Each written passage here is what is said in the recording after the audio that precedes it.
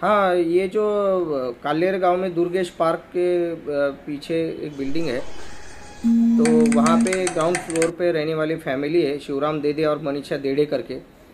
शिवराम देड़े जो है वो ट्रांसपोर्ट का बिजनेस करते हैं। सुबह आज वो 9:30 बजे घर से गए।